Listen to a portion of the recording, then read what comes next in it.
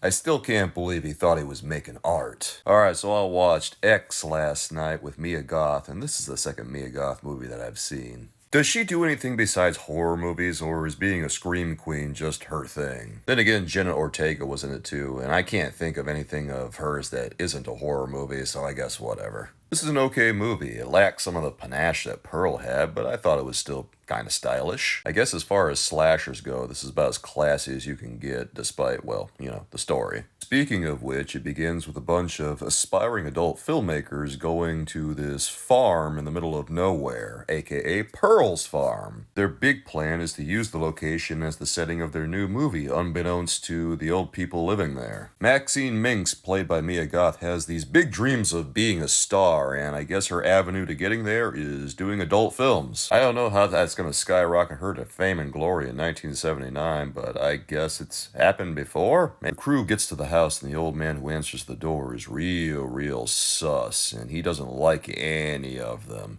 But he takes them to the cabin anyway. The guy next to Jenna Ortega over there is the star of the movie, and the guy on the far left is the cameraman and the director, I guess. He's pulling double duty and has dreams of this movie being an art house adult film. Literally everybody else knows what kind of movie this really is. This is the guy who thinks that people really do read Playboy for the articles. Jenna Ortega plays his girlfriend slash the boom operator, and she initially has reservations about working on this movie because he didn't tell her what it was going to be, but then she eventually warms up to it and says, I want to be in the movie. I think she just does it to get back at him because he accused her of being a prude when she objected to the whole thing. While they're making the movie, there's this old lady there who's the old man's wife, Pearl, who's watching them the entire time, and she's getting a little turned on. She likes what she sees, honestly, and she especially likes Maxine here. In fact, everything seems pretty fine until the old woman Pearl goes to her husband, trying to, have relations,